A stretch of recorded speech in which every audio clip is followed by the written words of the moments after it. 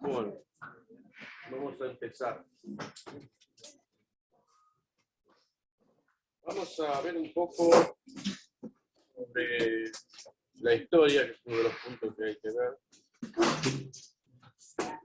No tampoco muy profunda, porque no tiene a veces mucho sentido, pero es bueno conocerla, porque uno va adquiriendo ciertos conocimientos de cómo fueron avanzando los sistemas operativos y cómo empezaron a funcionar de a poco, ¿sí?, sobre las computadoras. Entonces, para algunos por ahí va a ser aburrido, porque los recursantes por ahí va a ser aburrido, pero bueno, para los nuevos es interesante que vayan viendo algunas cosas, porque a medida que vamos tocando computadoras, vamos viendo algunas cosas, ¿sí?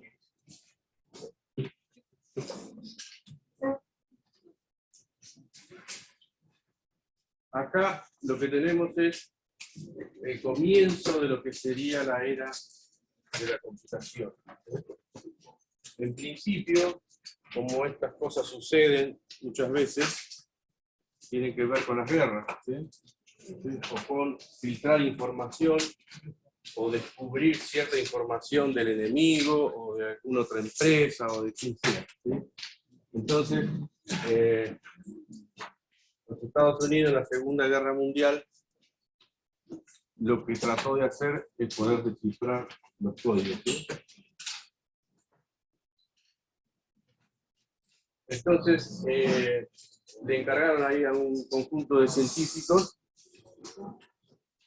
que les preparara una máquina, en principio una computadora puede ser, ¿sí?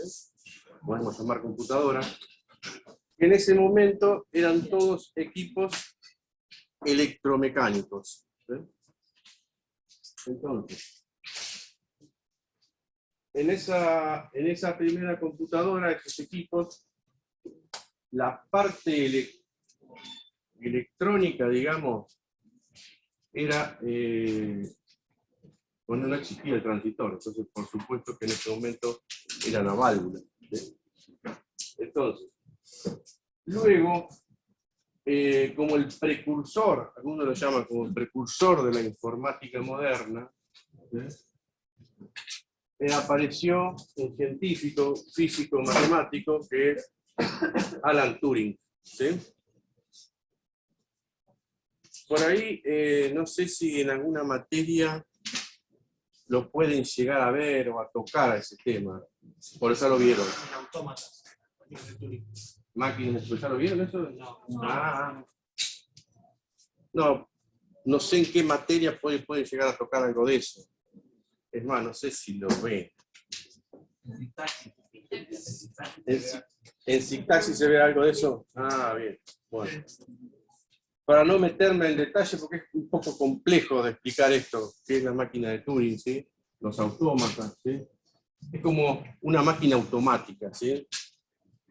En realidad era una cinta infinita que circulaba y leía cosas y podía grabar cosas de esa cinta, ¿sí? Esto fue también en la Segunda Guerra Mundial. Los ingleses le encargaron a este grupo de científicos, donde estaba Alan Turing, una máquina para descifrar los códigos nazis, ¿sí? Entonces, ahí aparecieron las primeras computadoras, digamos, electromecánicas, que eran las válvulas, relé de resistencia, condensadores, etc. Con eso son todos componentes electrónicos, ¿sí?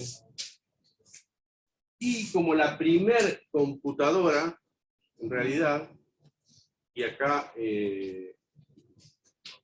la podríamos llamar lo que sería la generación cero, ¿sí?, que es la Colossus, ¿sí? Esto después lo pueden encontrar ustedes en internet, hay muchos videos hablando de la historia de la computación. También esto está bastante bien explicado para el que le interesa. A veces es bueno leer la historia y es interesante cómo nacieron estas cosas, cómo se fueron, cómo fue avanzando y por qué fue avanzando.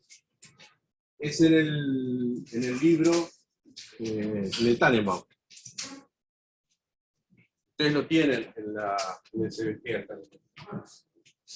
Por ahí es interesante porque está bastante bien explicado. Acá hay un resumen general de parte del Tannenbaum, ¿sí? De lo que es la historia de la computación, ¿sí? Entonces, como la primer computadora, unos modelos Mark I y Mark II, que se llamó Colossus, ¿sí? Y lo llamábamos la generación, o se llamó la generación 0, ¿sí? No existía todavía en esa época. Pero bueno.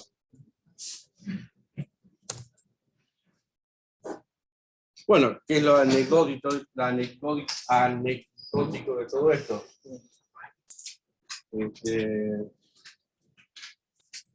Que no tenían sistema operativo, ¿eh?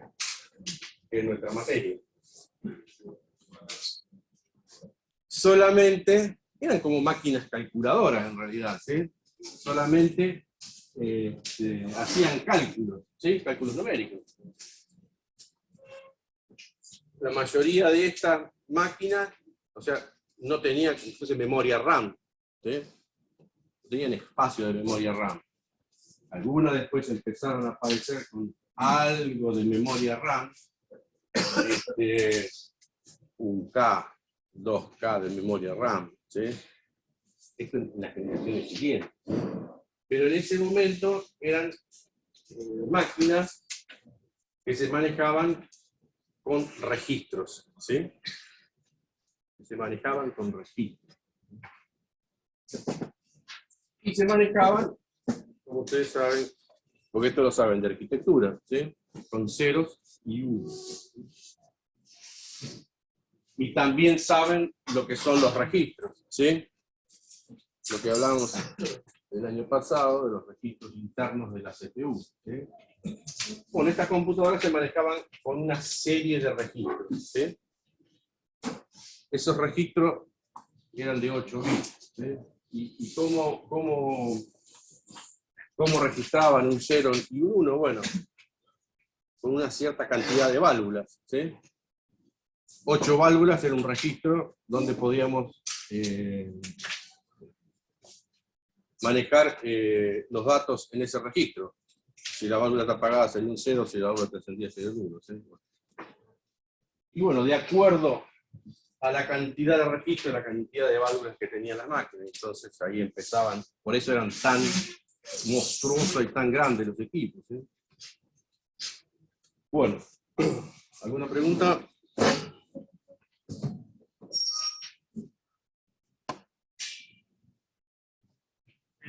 Sí, profe, calculo que estas máquinas no tenían una pantalla, ¿no?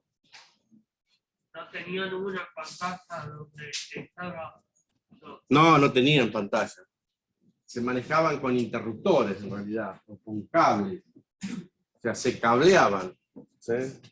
Se conectaban cables, entonces no había monitores, ¿sí? Y la única respuesta que daba era una impresión a papel. La única respuesta que daban eran impresiones, ¿sí? Era poder mostrar en papel lo que estaba haciendo. Entonces,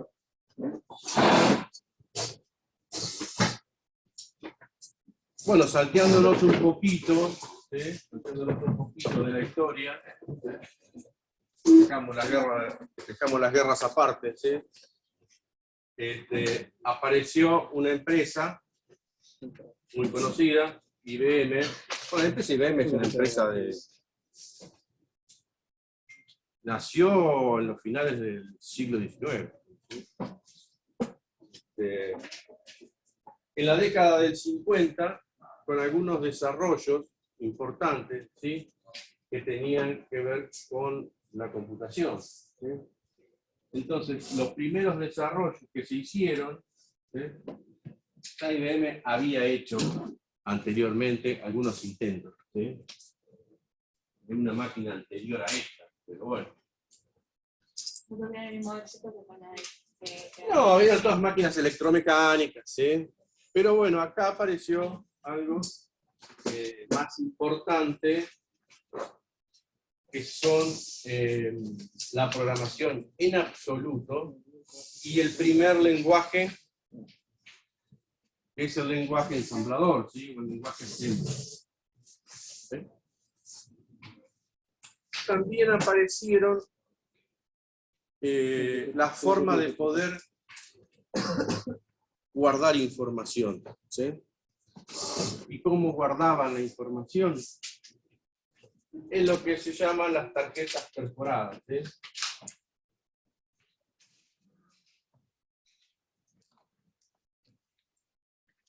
Cambié diapositiva. ¿Cómo? Cambié diapositiva. No cambié todo. No cambié. Cambié solo. Por eso. ¿Dónde estamos?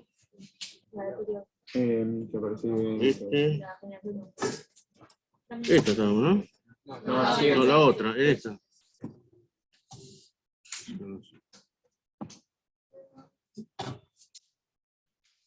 La tarjeta perforada era algo así, me acuerdo.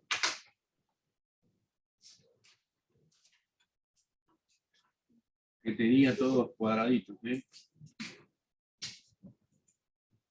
Bueno, cada uno de esos cuadraditos estaban marcados, ¿sí? Entonces, si uno sacaba el pedacito de cartón, eso significaba que había un 1, si no había un 0. ¿Sí? Bueno, después se leían esa tarjeta con algún mecanismo, ¿sí? Lectora de tarjetas.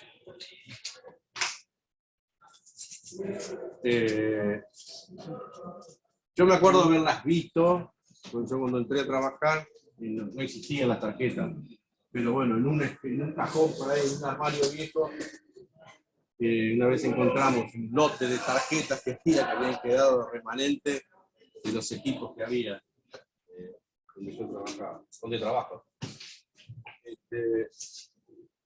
Bueno, aparece algo muy importante, que es el lenguaje ensamblador, ¿sí? Entonces ya directamente no había que programar en ceros y unos, ¿sí? Sino que uno ya usaba lo que ustedes conocen de lo que es un lenguaje ensamblador que vieron en arquitectura, ¿sí? Algo similar, lo que ustedes vieron en arquitectura es un lenguaje ensamblador del procesador 8086, ¿sí? Este era un lenguaje ensamblador del procesador de estas máquinas IBM, ¿sí? En realidad eran parecidos, bueno, no es exactamente el lenguaje ensamblador de ese microprocesador, ¿sí? Porque esto ya estamos en la década del 80, fines del 70, 80. Entonces,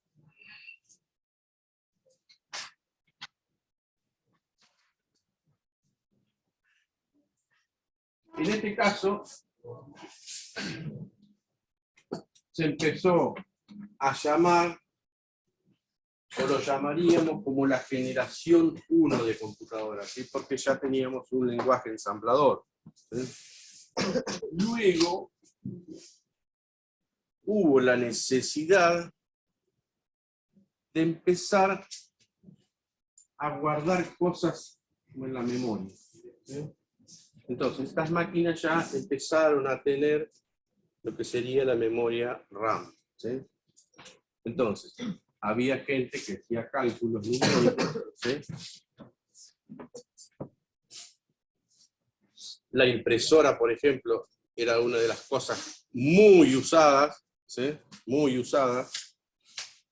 Entonces, ¿qué pasaba? Si todo el mundo usaba la impresora, para comunicarse con la impresora necesitábamos un programa que me comunique con la impresora, ¿sí? No, se llama driver, ¿sí? Si necesitábamos calcular, no sé, un logaritmo, y vamos a suponer que todos los días se calculaban logaritmos, raíz cuadrada, lo que sea. Para eso había una rutina que calculaba raíz cuadrada, calculaba logaritmo. Entonces, ¿qué pasaba? Ahora, si todos usamos la impresora, todos hacemos ese tipo de cálculo, ¿por qué no guardamos esa rutina en memoria y ya la tenemos? Si no tenemos que andar cargándola, poniendo las tarjetas, cargándola en memoria, ¿sí? ¿Se entiende? Y así empezamos.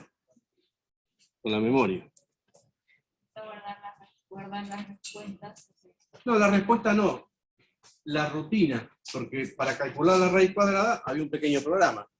Entonces, si todos íbamos a usar ese programa, o todos los días lo usábamos, ¿para qué íbamos a estar agarrando el lote de tarjetas, yendo al mueble, agarrar el lote de tarjetas, leerlas a todas y cargarlas a esa rutina para que se ejecute? Entonces lo que se hacía era dejarla cargada en memoria, si todas la iban a usar. ¿Entiendes? El driver de la impresora, que me mandaba a imprimir. Listo, bueno, ¿para qué lo vamos a estar cargando constantemente si lo usan todos? Entonces se dejaba cargado en un lugar de la memoria.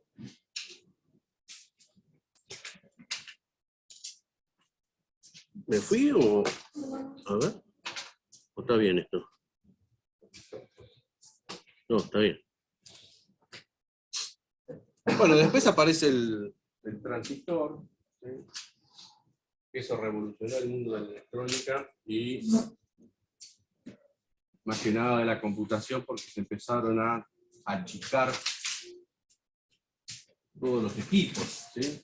Entonces, la generación 0, que eran equipos electromecánicos, la generación 1, equipos valvulares, y la generación 2 ya empezamos a ver los equipos con transistores, ¿sí?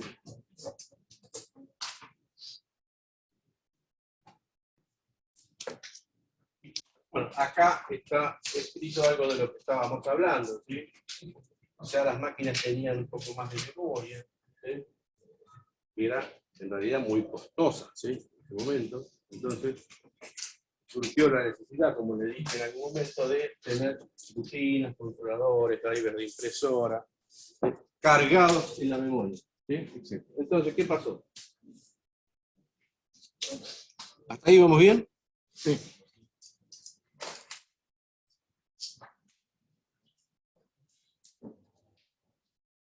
Vamos a suponer que eso es la memoria, ¿sí? Y hay una palabra ahí que se llama monitor. Tenemos la memoria RAM, ¿sí? Ya teníamos, empezamos a tener memoria RAM. Entonces, cuando arrancaba la computadora, sí se cargaba digamos un pequeño sistema, ¿sí? No lo voy a llamar sistema operativo, porque no era sistema operativo, pero era una rutina inicial que me ponía en marcha la computadora, ¿sí? Después yo ahí empezaba a programarlo. Entonces, conexión a internet es inestable. Bueno, entonces, acá viene lo que yo les comentaba. Hola. Acá viene lo que yo les comentaba. La necesidad de tener cargado en memoria controladores, ¿sí? Driver de impresora y ciertas rutinas, ¿sí? Que se usaban siempre. Entonces, había que tener en cuenta ya las direcciones de memoria, ¿sí? Había que tener en cuenta las direcciones de memoria. Entonces, el que venía con un programa para hacer algún cálculo, ¿sí? Ya tenía que saber que el espacio de memoria para un programa determinado había que cargarlo a partir de cierta dirección. ¿Por qué? Porque ya estaban cargados en memoria la rutina inicial y ciertos controladores y rutinas de uso común.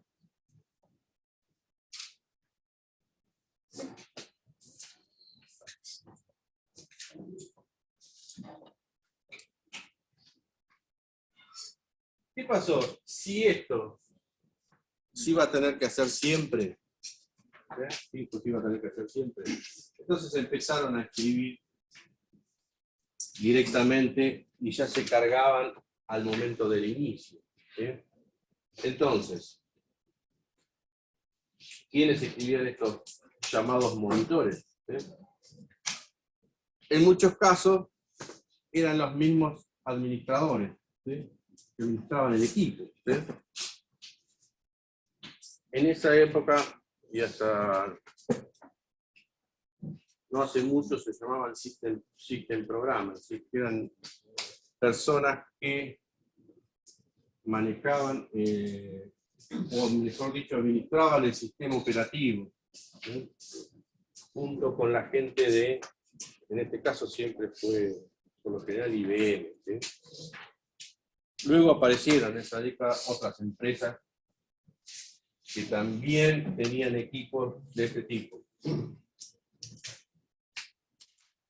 También las mismas empresas, cuando vendían el hardware, ya lo vendían con los monitores. Entonces ya IBM en su momento ya te lo vendía con los monitores. Bueno, esto de lo que hablábamos, las direcciones de memoria quedaban fijas. Ahora, si en algún momento, vamos a suponer que yo ya tenía todo el equipo comprado, pasó un tiempo, lo usé, pero en algún momento se me ocurre cambiar la impresora porque apareció una más rápida, cambió el modelo. Bueno, ahí ya ¿qué tenía que hacer? Reescribir ese código, por lo general ya lo vendía el fabricante. Pero bueno, había que rediseñar todo, entonces cambiaban las direcciones de memoria, ¿sí? Porque ese driver no iba a ser igual que el anterior, ¿sí? Ese código no iba a ser igual, entonces cambiaba las direcciones de memoria, ¿sí?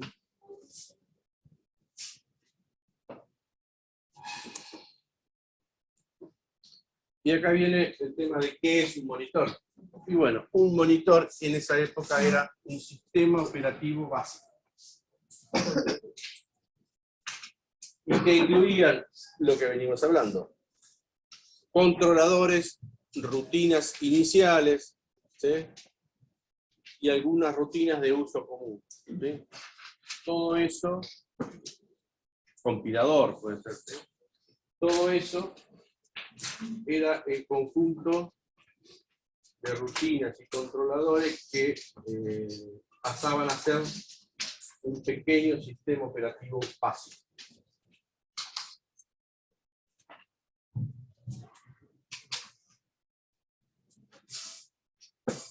¿Vamos? ¿Preguntas? Perdón, la diapositiva anterior implicaba un cambio de dirección. No, por ejemplo, yo tenía cargado en la memoria un controlador, o varios controladores, dos controladores, puede ser un controlador que me maneja la impresora, un controlador que me maneja el lector de cinta, ¿sí? Un controlador, ya había empezado a aparecer unidades de cinta, un controlador que me maneja unidades de cinta, ¿sí? Entonces, si yo cambiaba una rutina de estas, ¿qué pasa? ¿Iba a ser igual que la rutina que estaba? Y por lo general es difícil que sea igual, ¿sí? Entonces, ¿qué es lo que iba a cambiar? Si esta rutina usaba tantas direcciones de memoria, la rutina nueva seguramente iba a usar o más o menos, dependiendo, ¿sí? Si son más o menos, ¿qué es lo que iban a cambiar? Las direcciones de memoria, ¿sí? ¿Se entiende?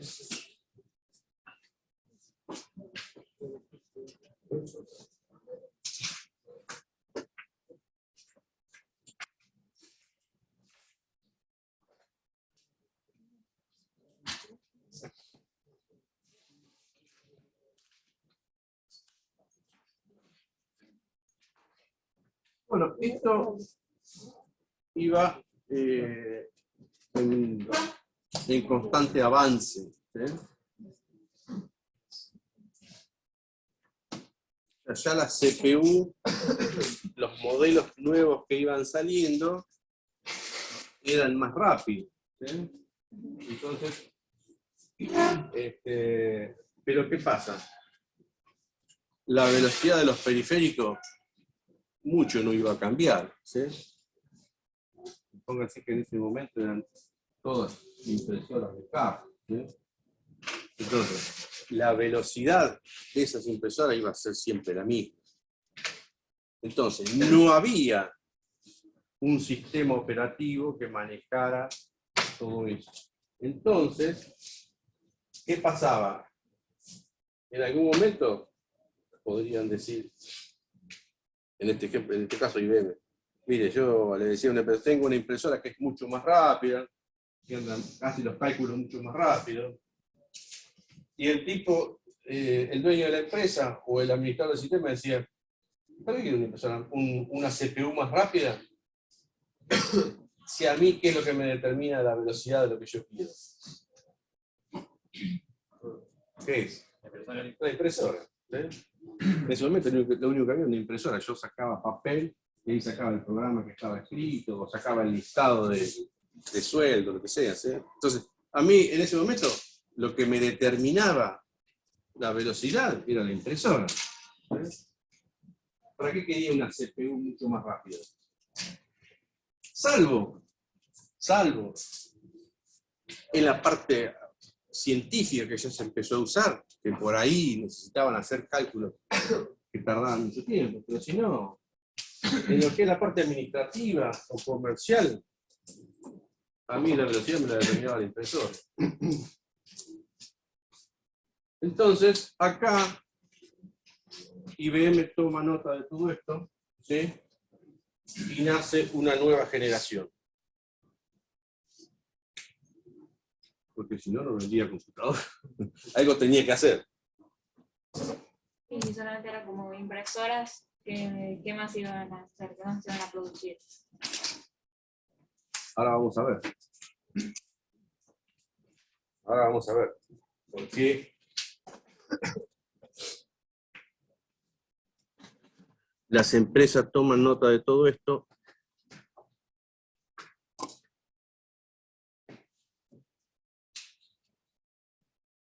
¿Cómo venimos con la clase?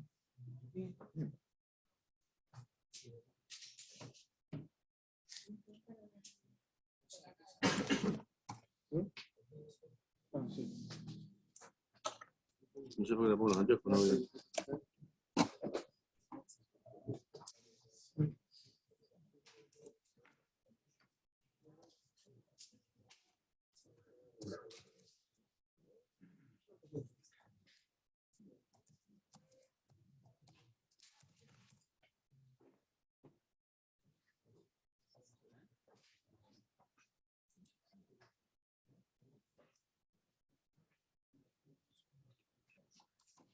Parece que venimos bien. Bueno, ahora sí.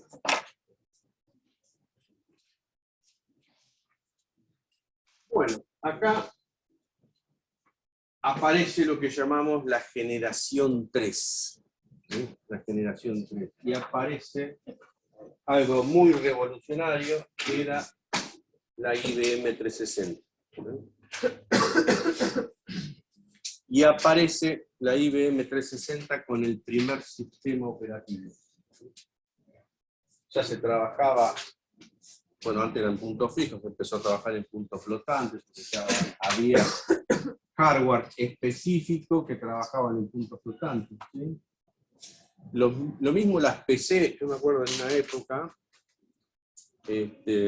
no puedo decir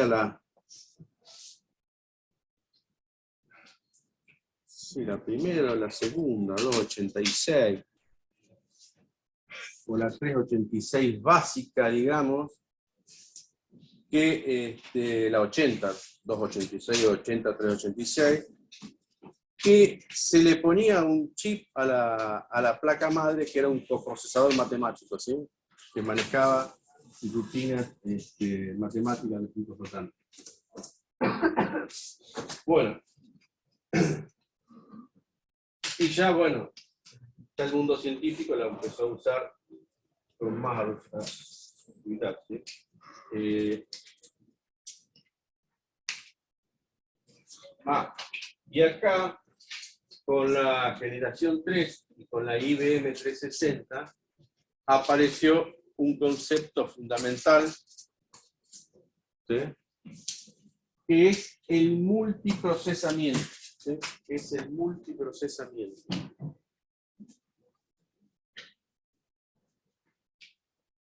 Acá ya entramos en conceptos que ustedes tienen que saber. ¿Sí? No.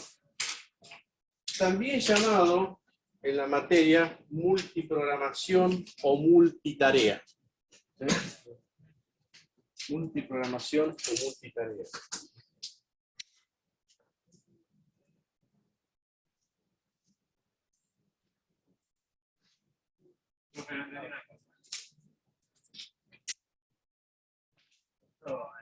Que trabajas como flotante, ¿no? Flotante. ¿Cuál sería la diferencia entre punto flotante y flotante? ¿No cursaste arquitectura de computadoras? Sí. La orden. ¿Cursaste o no? Sí, me imagino, si no, no podés cursar esta materia. ¿Y qué vimos en arquitectura? No sé si cursaste conmigo, pero... operaciones de punto fijo y operaciones de punto flotante. ¿Qué eran las operaciones de punto flotante? ¿Qué manejábamos? ¿Números con qué? ¿O qué tipo de números? Números decimales. ¿Eh? Decimales. Claro, números racionales. ¿Sí? Y tenía coma. Entonces, ¿cómo guarda la máquina un número racional? Lo guarda en punto flotante. Se llama punto flotante. ¿Sí? Bueno, en realidad se usa una técnica. ¿Cuál es la técnica? El proceso 127. Yo entendí lo de multiprogramación o multitarea. Y todavía no, pará. Ya lo vamos a entender. Ah, listo. Bueno, nace el concepto multiprocesamiento. ¿Sí? Porque ¿qué pasaba en la generación anterior? Yo venía con un programita, ejecutaba ese programita. ¿Sí? Pero ¿qué pasa? La computadora tenía que manejar la impresora, tenía que manejar la unidad de cinta, manejaba todo eso. ¿Sí? Igual la IBM 360 era un elemento para controlar todo. No, la IBM 360 es la primer computadora, lo que llamábamos mainframe. Es una gran computadora. ¿Sí? Yo les puse una foto en el año anterior que vimos. ¿Sí?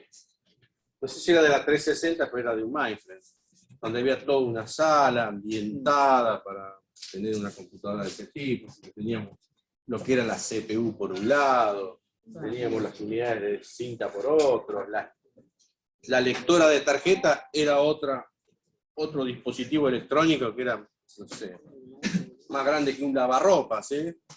Donde se leían las tarjetas. Ah, pesaba una tonelada la computadora. No, pesaban toneladas, entonces habría que refrigerar el ambiente, era todo un tema, sin mantener todo eso. Y tremenda computadora que era tremendo cosas de memoria. ¿Cómo? Elementos de memoria. Para almacenar. Sí, almacenamiento, ya había almacenamiento en disco, ¿sí? En disco rígido, la memoria RAM ya no era tan rudimentaria, ¿sí? Entonces apareció lo que llamábamos la generación 3, pero apareció este concepto que es multiprocesamiento. ¿Sí?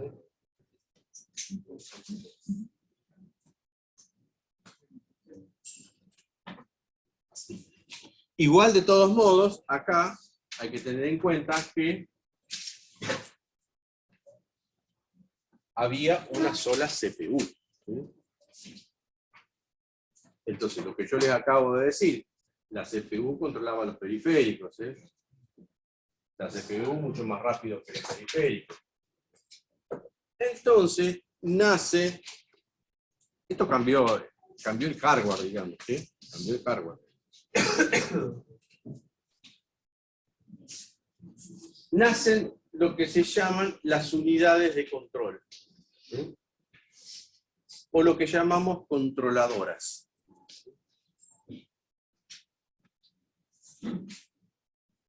Tienen electrónica y pueden ejecutar instrucciones.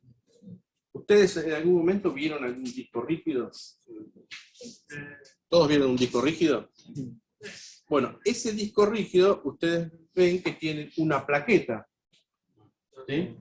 Bueno, esa plaqueta es una controladora. Es algo, antiguamente no lo controlaba, no se controlaba solo el mismo disco rígido, sino que lo controlaba la CPU de la computadora, digamos. Ahora, ¿qué pasa? Ese disco rígido, digamos que es inteligente, porque se procesan, tienen pequeñas CPU, se procesan cosas ahí, en ese disco rígido, ¿sí? ¿Se entiende eso? Acá en este caso la CPU hace un pedido y se lo tira al disco rígido, ¿sí? Entonces el disco rígido busca, ¿sí?, los datos que se están pidiendo. Por eso lo vieron el año pasado en arquitectura, en teoría, en la parte teórica más que nada. Algo hablamos también en la parte práctica.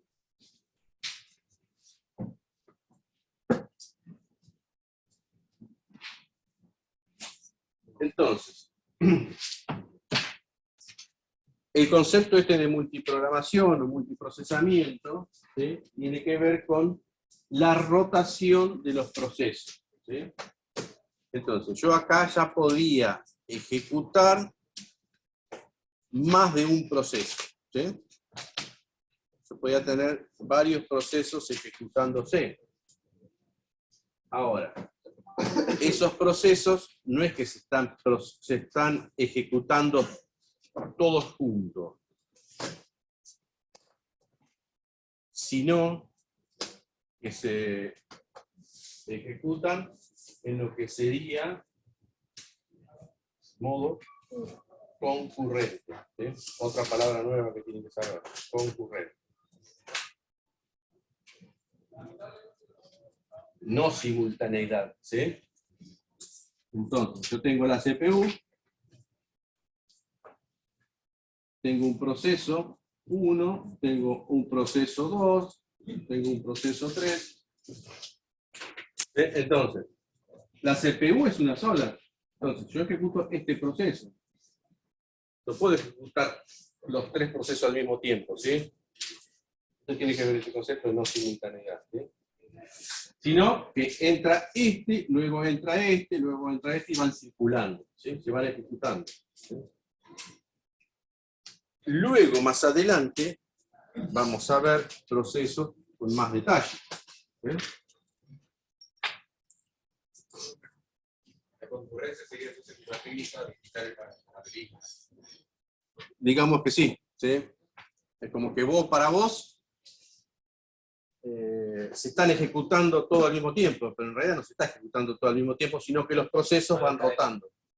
Vos tenés la sensación cuando usás la computadora, una PC, que todo se está ejecutando al mismo tiempo, y no se está ejecutando al mismo tiempo, sino que hay un mecanismo de rotación de los procesos, que para vos es transparente, para vos es como si todo se está ejecutando al mismo tiempo, pero no es así. Y claro, lo que pasa es que fue avanzando el tema de lo que es la velocidad del procesador, claro. Entonces, ese nuevo concepto que se llama concurrencia. Entonces, yo tenía la memoria, ¿sí?, tenía la memoria RAM, tenía la CPU, ¿sí?, en la memoria RAM ya tenía cargado el sistema operativo, ¿sí?, y tenía cargado procesos, ¿sí? Podía tener cargado varios. Tenía los canales, ¿sí?, de comunicación entre la CPU y la memoria, y apareció acá el concepto principal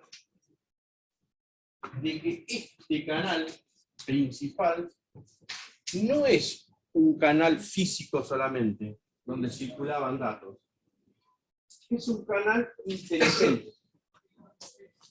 ¿Sí? Es un canal inteligente.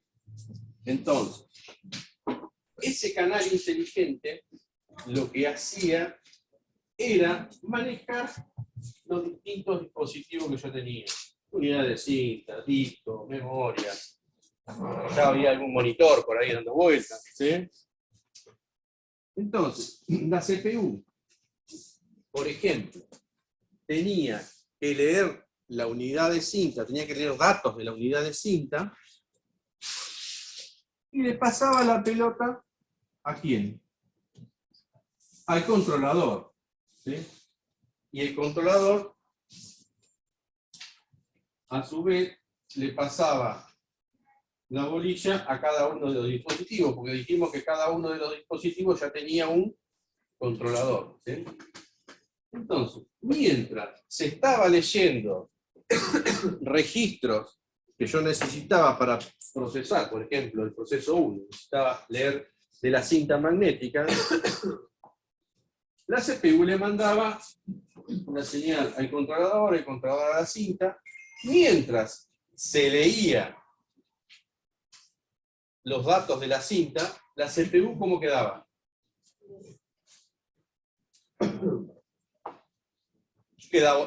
Mientras se leían datos de la cinta, la CPU quedaba ociosa, ¿sí? Quedaba ociosa. Entonces, se aprovechó para que el proceso 2 entrara a ejecución, ¿sí? El proceso 2 necesitaba leer del disco, la CPU le mandaba a la controladora al disco que corresponde, y ya quedaba. Este todavía estaba leyendo la cinta, por ahí, ¿sí? Entonces entraba el proceso 3. Entonces, ¿qué se producía? Un mecanismo de rotación. Y eso es lo que llamamos Concurrencia. multiprocesamiento. ¿Sí? Concurrencia es un concepto donde no todo se ejecuta simultáneamente, ¿sí? Entonces, para los que estaban corriendo procesos, o sea, veían que los tres estaban ejecutando, ¿sí? Pero se pegó a una sola. Entonces, ejecutaba en un determinado tiempo, tenía que hacer algo, salía de la CPU y pasaba el 2 a ejecución. Entonces, todos sabían que se estaba ejecutando, ¿sí? Todos veían que se estaba ejecutando, ¿sí? En realidad se estaban ejecutando en forma concurrente, ¿sí? No simultánea. Ahora, el concepto de rotación de procesos, ¿sí? Es lo que llamamos multiprocesamiento o multiprogramación.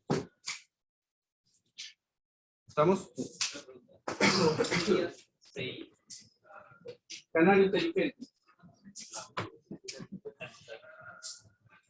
Entonces, esta fue la gran revolución de las computadoras, ¿sí? El multiprocesamiento.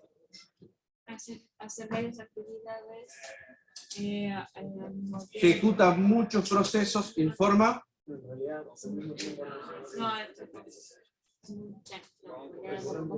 concurrentemente, no simultáneo. Porque si al final va a ser simultáneo, ¡pum! Vamos al problema. ¿Se entendió? Bueno, todos estos conceptos lo tienen que saber porque ya después con el proceso lo vamos a profundizar. Porque después tenemos que aprender cómo se maneja, cómo se administran esos procesos, quién entra, ¿sí? Quién entra primero, si el proceso es más chico, el proceso es más grande, o el que tiene prioridad, ¿sí?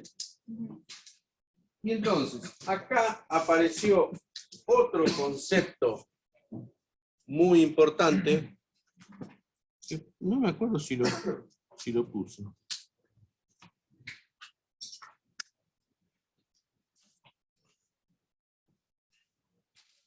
Me parece que no. No lo puse, pero bueno, no importa.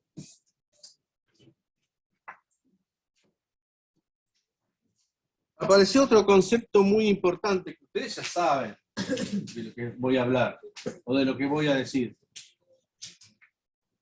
Porque ya lo vieron en arquitectura, ¿sí? Que lo manejan así.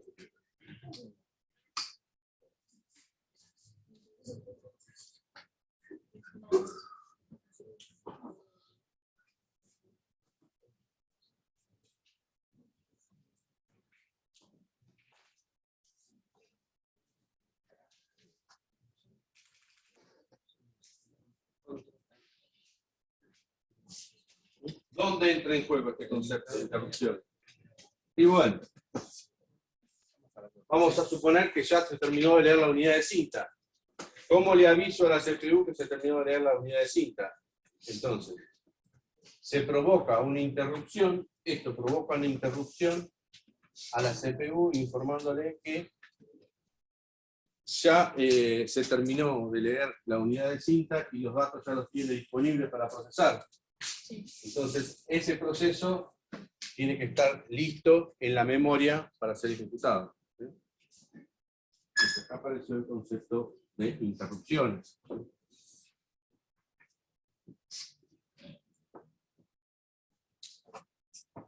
Bueno. Estas computadoras, ¿sí?, ya tenían sistemas operativos bastante complejos para la época. ¿Sí? Tenían sus propios sistemas operativos. IBM tenía su propio sistema operativo. Principalmente usaba el OS 360 o el DOS 360. ¿Sí? Eran sistemas operativos de IBM.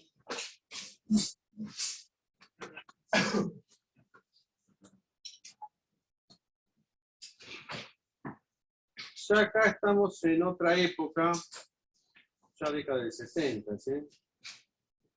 No solamente estaba IBM ya para esta época como proveedor de equipos de computación, sino que había otras empresas. Había una empresa llamada Bull. Bull, no le han sentido nombrar. Bull. Había otra que era Burro, no sé cómo se escribe. En esa época también tenía equipos de computación llamados mainframe. ¿Sí? Todos estos equipos yo me acuerdo porque cuando yo entré a trabajar, los más viejos me decían, yo trabajé con una Bull que teníamos, o yo trabajé con una Burro que teníamos en una sala.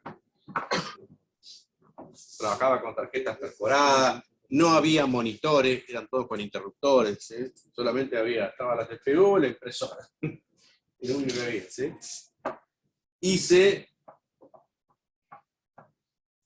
programaba, yo tenía que hacer un programa en papel, ¿sí? Tenía que escribirlo en papel, había una planilla específica para escribir el programa, ¿sí? Luego que se escribía el programa, y lo teníamos que escribir lo mejor posible. Ahora uno escribe y total la misma máquina me está corrigiendo si está bien escrito, si está mal escrito. ¿Sí? Automáticamente lo compilo y ya sé que si tiene errores o no tiene errores. En esa época lo escribía en papel, después lo tenía que grabar en las tarjetas perforadas y después leerlo. ¿Sí?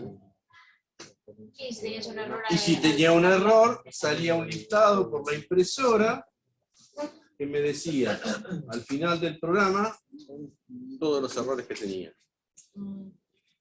Tenía que volver a grabar esas tarjetas para corregir el error, ¿sí? Y volver a ejecutarlo. ¿Sí? Pero bueno, en esa época, bueno, IBM ya empezó a lanzar otros equipos como la IBM 360, aparecieron otras como la IBM 4300, ¿sí? Eran equipos bastante ya potentes, ¿sí? Bueno, sobre esta máquina yo empecé a trabajar con la IBM 4300, que estaba en el Ministerio de Salud, ¿sí? No me acuerdo qué equipo tenía antes, porque yo recién empezaba, pero bueno, se trajo la IBM 4300, que era toda una revolución, ¿sí? En esa época empezamos a ver ya las primeras, ya había monitores, ¿sí? Empezaron a haber controladores de periféricos, controladores de comunicaciones, se empezaron a ver las primeras redes. ¿Sí? Acá en Argentina, ¿no? En Estados Unidos ya había, pero acá todo llega mucho después. ¿Sí? Acá llega, no sé, casi 10 años después. Más en esa época.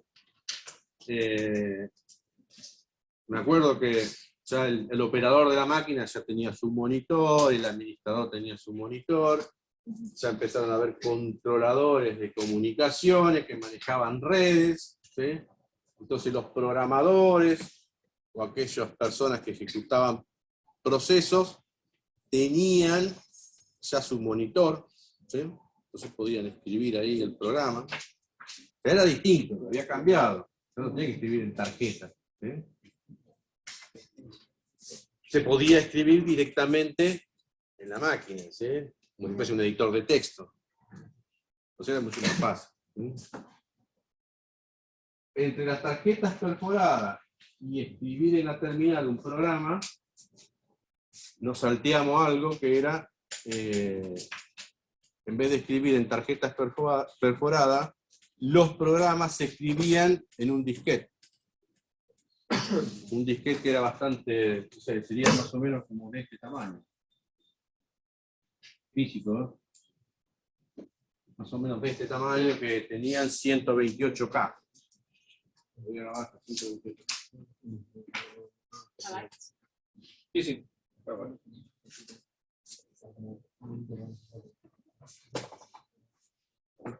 Y en esa época del 70, en la época del 70,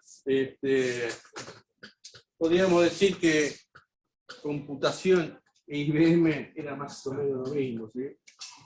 Yo me acuerdo que la gente decía, yo me hice un curso de IBM. Hice un curso de IBM, entonces manejaba la computadora, manejaba una terminal. Y en realidad estaba aprendiendo computación, en realidad, ¿sí? Pero bueno, por eso lo puse como sinónimo, no tiene nada que ver, ¿no? Pero computación y IBM era más o menos lo mismo, ¿sí? Yo me acuerdo de gente que decía, uy, me hice un curso de IBM, porque no había carreras de informática en esa época. La mayoría, todos eran idóneos, ¿sí? Por lo general eran los que se metían con los equipos, eran o ingenieros en telecomunicación, o electrónicos, había, no me acuerdo. Profe, Si yo, algún ingeniero civil, mecánico, eléctrico, ¿sí? Se metían con eso, ¿sí?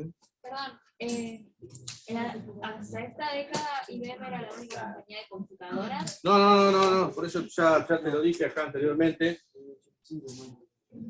que ya fines de los 60 y la década del 70 había otros equipos, había otras empresas, Burroughs, y había otras empresas, no sé, no me acuerdo. Pero IBM era como la que más influenciaba. IBM era que funciona, que tenía casi todo el mercado, ¿sí? Entonces la mayoría de los ministerios, ¿sí? O las grandes empresas, ¿por quién tenía estos equipos? Sí, los tenía las grandes empresas, los ministerios, el gobierno, porque ¿qué pasaba? No, era caro, era carísimo. Son muchos elementos, no eran elementos muy comunes en la producción. No eran elementos comunes, no.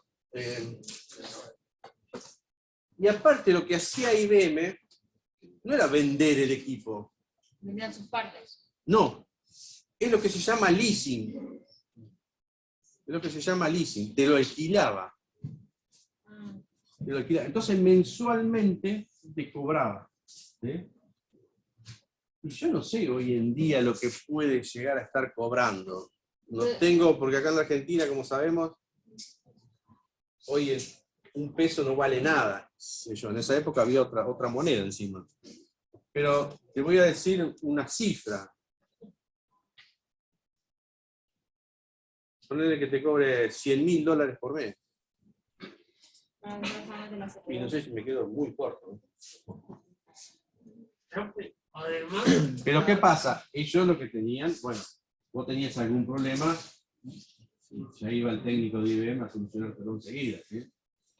Eso es lo que tenían. Pero eran, los equipos ya eran en leasing. Entonces por ahí en teoría se le ocurría decir, vamos a cambiar el equipo porque tengo uno más nuevo. Entonces venían, había que hacer backup de todo, traían el nuevo equipo, se instalaba el sistema operativo y había que hacer restore de todos los datos, ¿sí? Del nuevo equipo.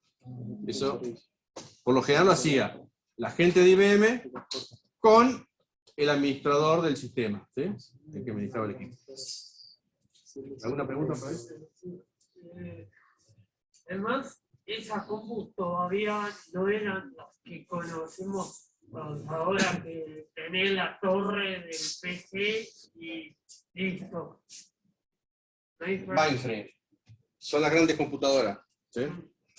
Hoy existen todavía. No de la forma como las veíamos antes.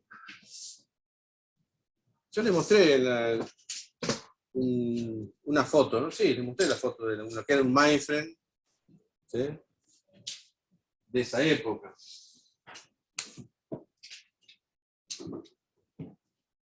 Donde había una sala, bueno, hoy también hay que tener una sala ambientada, ¿no? Pero bueno. Una sala ambientada, yo tengo muchos equipos, muchos servidores, pero en esa época, la sala donde estaban los equipos, estaba la CPU, ¿sí? No les puse ninguna foto a la pero bueno.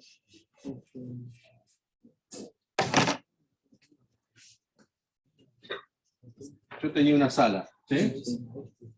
Era la sala de operaciones, ¿sí? Entonces tenía la CPU, era una heladera, tenía un escritorio acá con el operador, ¿sí? Que manejaba el equipo, ¿sí? El operador que manejaba el equipo tenía otra heladera más grande que era el controlador de comunicaciones, tenía otro equipo que eran las unidades de cinta, y me estoy quedando chico con la sala.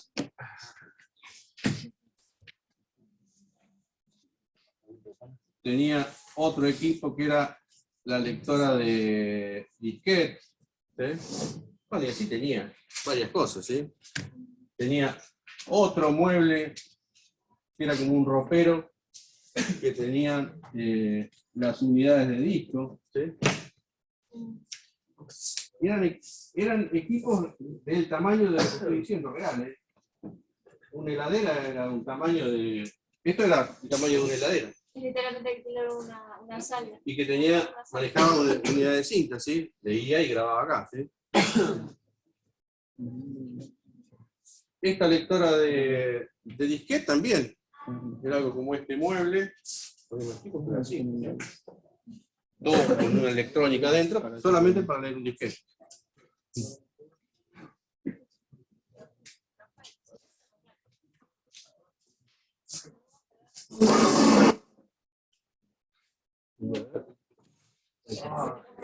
Ah. ¿Qué era esto? La clase 9 y 10. Faltan 20. Bueno, aquí con esto. Que era toda una sala ambientada, ¿sí? Acá, en esta sala, había un piso falso. Abajo era todo hueco. Y bueno, todo esto se tenía que comunicar abajo, ¿sí? Estaba re preparada. Todos los cables por abajo se comunicaban todos los equipos. Y eso, todo encendido, era enorme. Y si no tenía equipo de aire acondicionado directamente, probable que ni lo se apagaba directamente. Se prende fuego. Como eso no lo vendían, las empresas tenían que ir, digamos, a IBM, a esa sala, a usarlo, ¿o cómo era? ¿Cómo? Porque vos dijiste que no vendía IBM las computadoras, solo que lo alquilaban. Claro, era lo que se llamaba leasing. Sí, la alquilaban, sí. Te cobraban mensualmente el alquiler del equipo. No, ellos venían, te instalaban todo el equipo, ¿sí? Vos tenías que tener todo ambientado. El tema del aire acondicionado no era un problema de IBM, era un problema de la empresa, ¿sí? Se venían, instalaban todos los equipos y juntos con el admin o el programador de sistemas de la organización, el que iba a administrar el equipo, se ponían a instalar el sistema operativo y que dejaban todo funcionando. Pero no dejaba todo funcionando solamente el administrador del sistema, sino en conjunto con la gente de IBM, ¿sí? IBM te daba soporte constantemente de todos los equipos. Entonces, vos tenías un problema con la unidad de cinta que andaba mal, teléfono, a IBM, y a la hora ya tenía el técnico. Acá en La Plata estaban acá, en La Plata, los técnicos. Entonces, vos lo llamabas y venían automáticamente. Y si no, no era negocio. ¿Eh? Y si no, no era negocio. Y no, si no, no es negocio. En esa época, bueno, ya empezaron a aparecer algunos motores de base de datos que había, ¿sí? ¿Alguna pregunta sobre esto? Bueno, estas son generaciones que ha ido avanzando los equipos, y la IBM 370 y la otra que reemplazó la 360.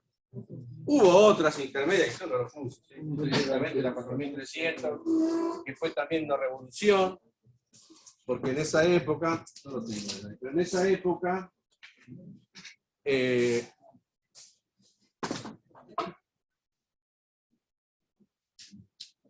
esa máquina tenía, bueno, todo esto tenían sistemas operativos que eran propietarios de IBM, ¿sí? En esa época había un sistema operativo, y IBM lo llamó, creo que era DOS/BM.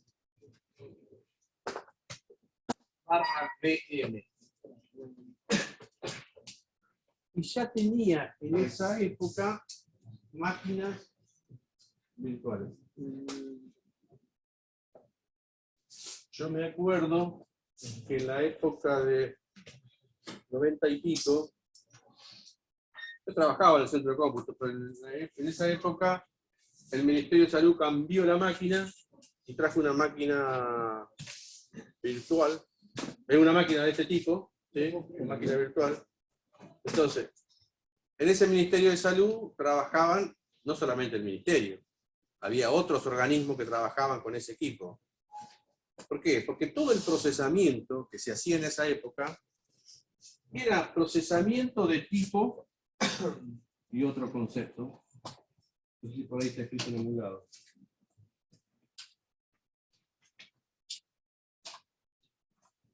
Procesamiento batch.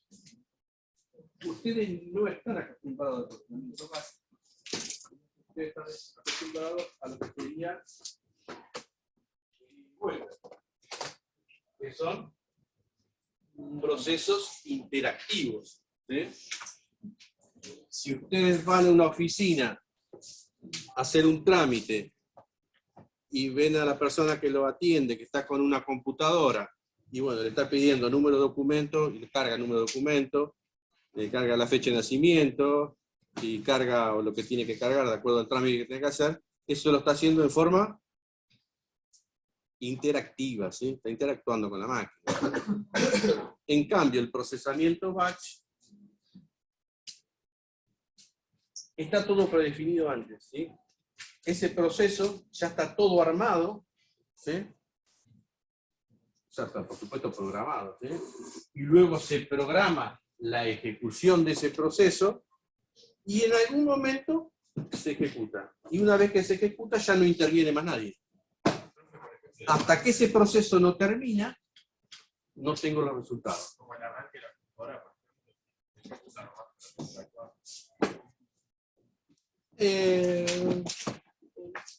Podría, pero no sería ese el concepto, digamos, ¿sí?